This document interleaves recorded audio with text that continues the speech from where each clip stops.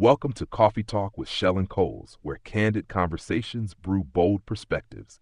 Every episode, Shell and Coles sip and spill on life, love, and leveling up with humor, heart, and hard earned wisdom.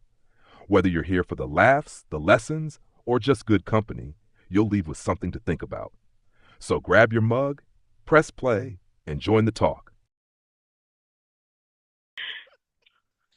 I have to circle back and because you said my trigger word, you said my boo, my fantasy of a work or a job or career company that I have so much admiration for, that I made bank from just by being subscribed to it.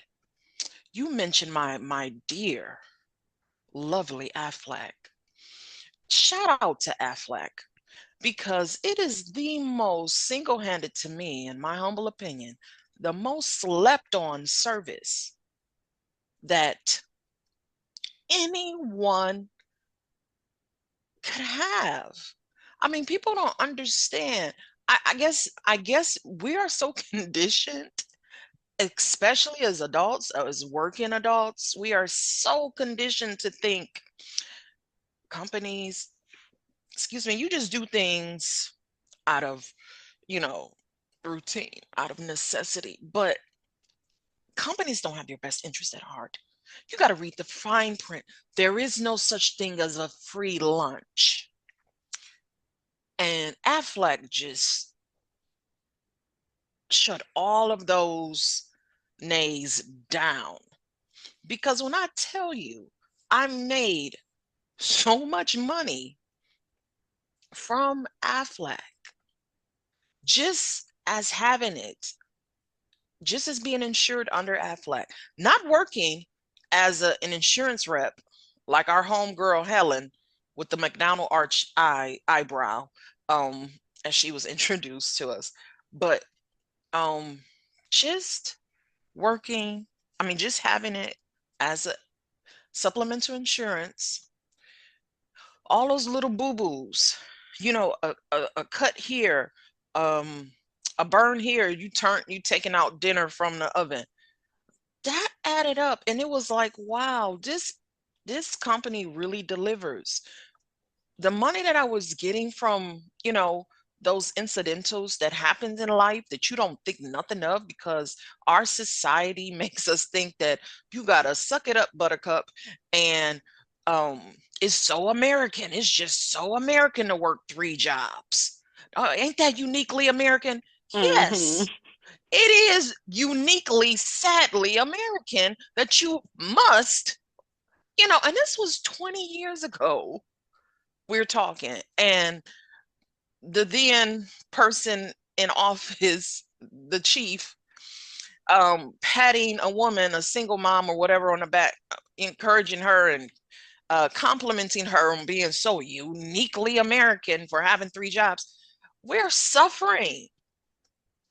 We're trying to survive with all these other commands and demands of life. We just want something to help us get by.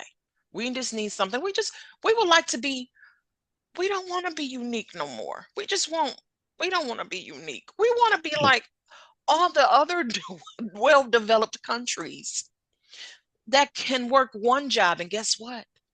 They get free health care. And guess what else? They get free nannies. Not babysitter center, not a daycare center where they toss their kid in, like, in the horde of all the scores of other children that's in the system. No, you actually get your own nanny, and you get a free education, all those things. And guess what? You get paternity leave, and there's a such thing as a 4-day work week. Ain't that uniquely un-American? Listen, you're about to Dare get me in me. trouble. Listen, Oh, I'm so.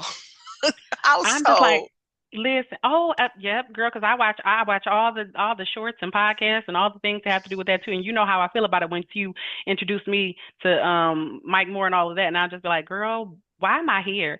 But I will say this, a lot of it is on us too because Americans don't want to pay the increased taxes. They would rather pay more for the out of pocket services and not do a cost comparison because we don't like to do the math. If somebody else does the math for us, even if it's wrong, we accept their numbers because we don't want to do the math ourselves. We don't want to do the math that says if I have to pay in addition to my employer's paying part of it and I'm paying part of it and I'm still paying like $180 a week or even back in the day $80 a week or something like that. Um, these costs overall come up to more than I would be paying out of pocket in additional taxes. So you could increase the percentage of taxes I pay to provide me this um uh, cafeteria So, plan of benefits. mhm. You could increase my taxes and it would take care of all these things and I wouldn't have to think about it from a billing perspective because I only think about my net income when I get my check. I don't think about all my bills to the point to where I got to go in and look over my statements with Chat GPT and everything. Like, what all am I paying for? What is all is coming out? But if it's just my net income, then that's where my focus is.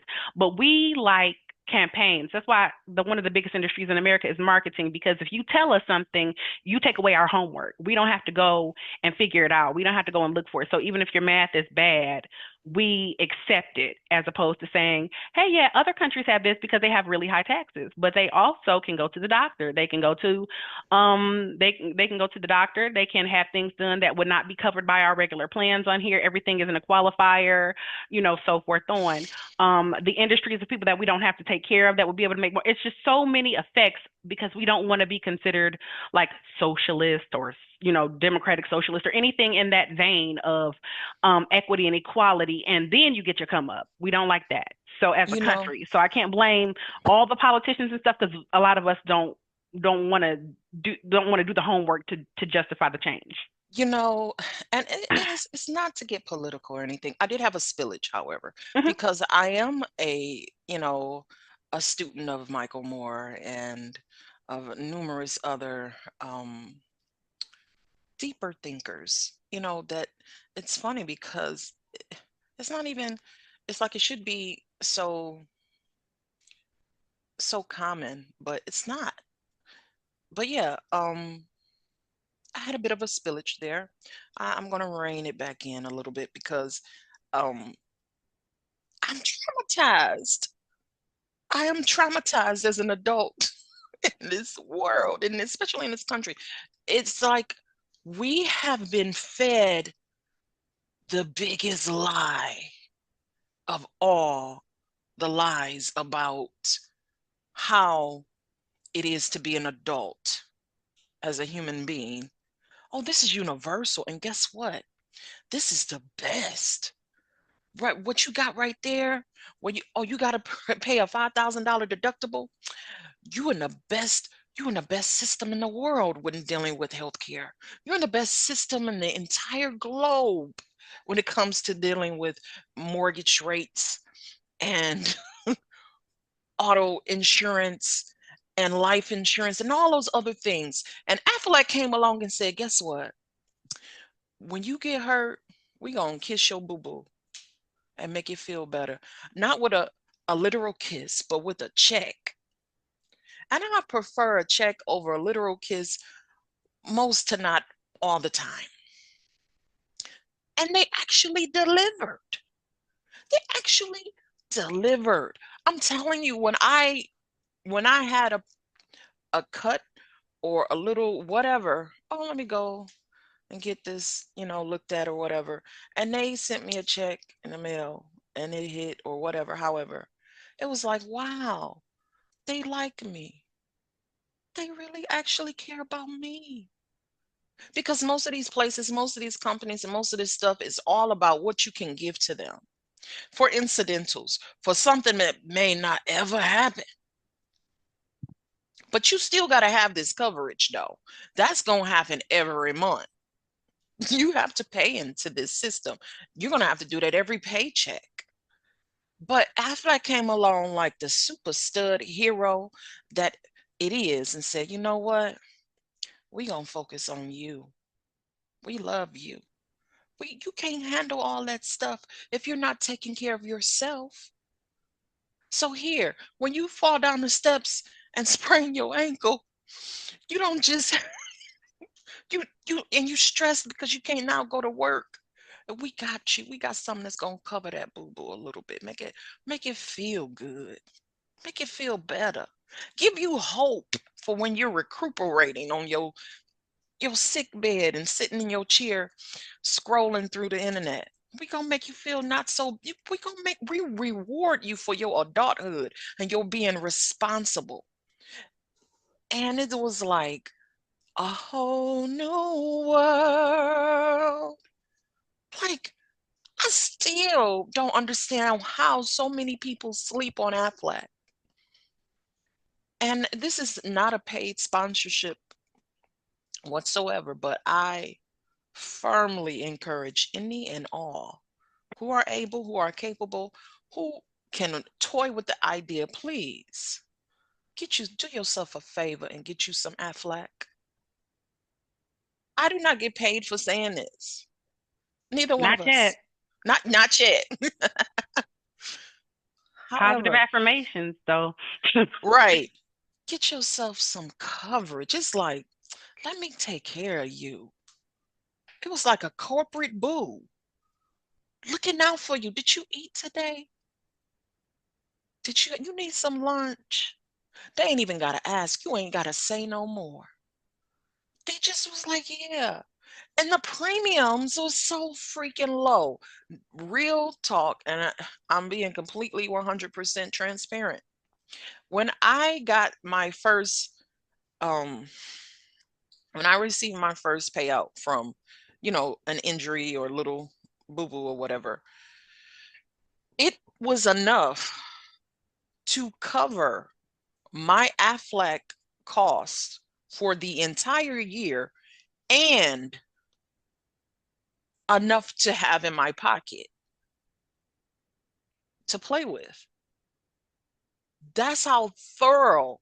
And I'm just like, this is unbelievable. This is a company that's actually helping me when I was not even really expecting this.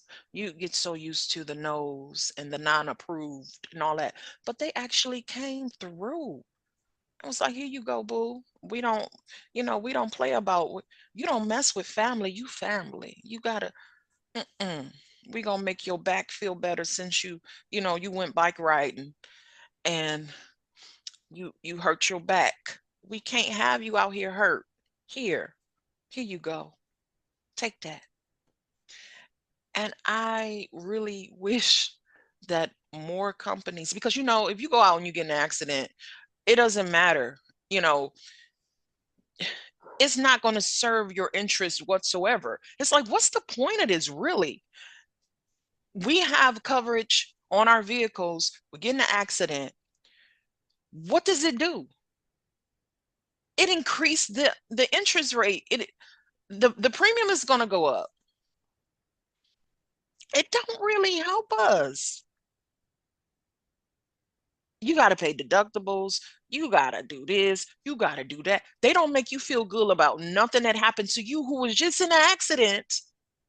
You may be frazzled, all types of stuff. They don't care. What is going to happen is that premium is going to go up. You're going to have to pay more monthly, all that stuff. And I'm like, who invented this? And then when you realize we're living in a combination of the Matrix and Oz, and that when you go somewhere over the rainbow and they don't operate exactly the same to the same extent that we operate here, is very eye-opening. So that's my coffee spill rant for the day. I'm a little verklempt. What's my boo name? What does he? You know,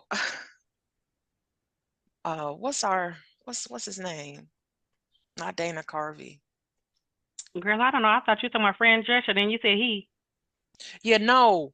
Um, Mike Myers, the original Coffee Talk man Mm. from Saturday Night Live.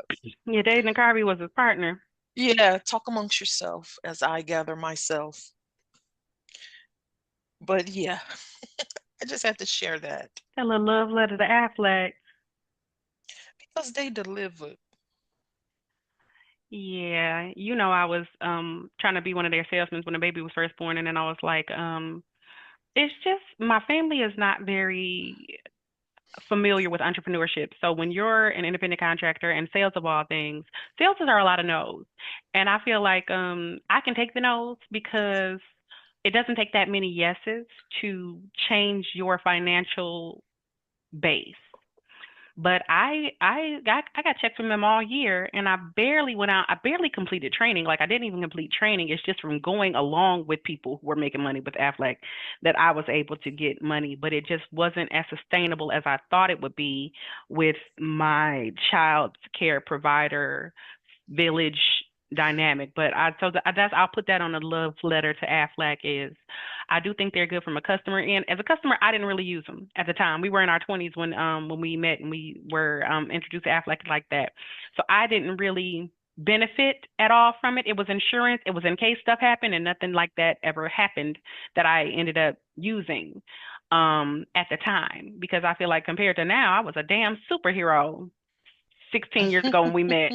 Now I'm like I'm the Tin Man from Oz, and I need WD-40 and somebody following me around and sprinkle it into my creases. So now I probably benefit from it like never before. But as a salesperson, even as a person who has a license to sell but is not the sales personality, um, I still think it would be hugely beneficial. So I will go ahead and say sincerely, Shells, on that on your love letter to Affleck, because I had just brought it up because I thought that was shiesty that you. Oh, and I'm sorry because I do know that the word shiesty in particular can be a targeted offensive word. It's just part of my base vernacular, and I'm working my way through it, and I'll find a better word to use for future purposes. But for authenticity, I am leaving it in. A shady, I should have said shady, a shady practice to it just shows how little your employees mean to you. And for a place that if you don't think you can afford employees and the lifestyle you want from your net profit, then don't have employees, have contractors. It just showed how little that they were invested in the people who were building their brand or helping maintain their brand. So that's how Aflac got brought up in the first place. But I definitely co-sign your love letter to them because I have not had negative experiences with them. I'm sure people have. There's no businesses that don't have people that have had negative experiences with them for part of the company and for parts of customer because sometimes we don't speak the same language and we don't get all the best benefits. But yes, co-sign in black ink, Yeah. handwritten, not a picture. Um, yeah. Yeah, wet signature. Hmm. I would just say, it's a good model to follow. I just think in our society and in our day and age, we're force force spoon fed so much nonsense that companies can take note. Hey, it's okay to actually try to deliver on a product that isn't gonna make you fat and sick and um unhealthy or give you all types of indigestion at night. Just actually a good product, because other than fast food, junk food, things of that sort, or drugs that have side effects, what do we consume? What do we use that actually enrich our well-being on a daily basis of all the things that we consume? Even the devices, they give off, um, you know, um, what's the what is it, radiation or whatever. It's like something we're consuming, we're using, we're doing all this stuff all the time, but none of it actually helps our physical being. And it's easy to get caught up in thinking that, well, that's just how it is. But it's like, it don't have to be like that. Try to make something that just, hey, why don't, listen, it's like For instance, the new thing that they're talking about right now, one of the many things they're talking about is a rent strike where people are thinking about going on strike to protest against these high rates that they're paying for rent, right? Mhm. When is it that the mortgage companies, or which are all owned by the banks, by the way, is my last home that I purchased was owned by an individual, a family, and I purchased it directly through them. No banks involved. I paid for it, you know, we worked exclusively with each other.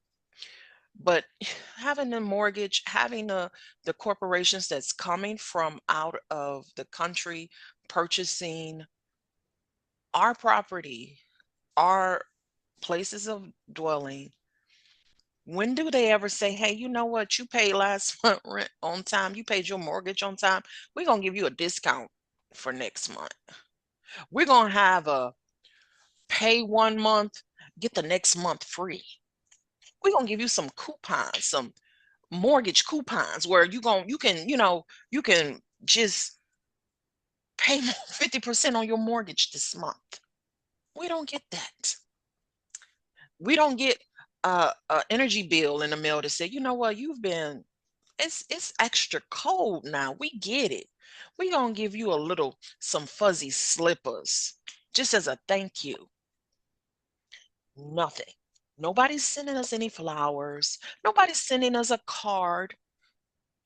Speaking of which, and that's a trigger for me too, the card thing. And I'm gonna put a pin in it and touch on that in a later episode about the card thing. Mhm. And it's a big deal. Um, because they will send you a card if you celebrate birthdays or not,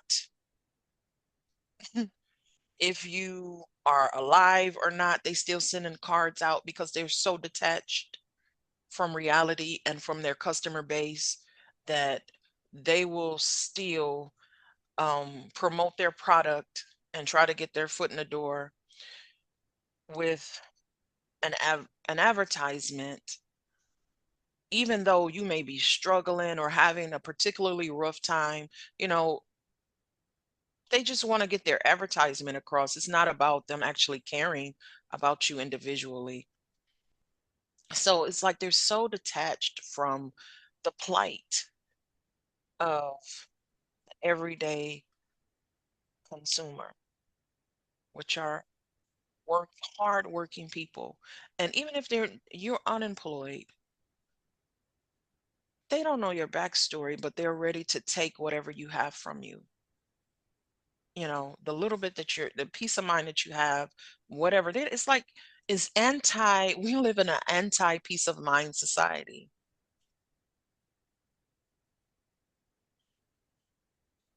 Um,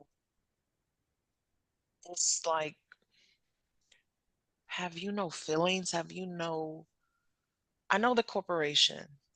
There, it's a corpse. It's not a living entity. It's a business. But it's just very disturbing to not have that connection.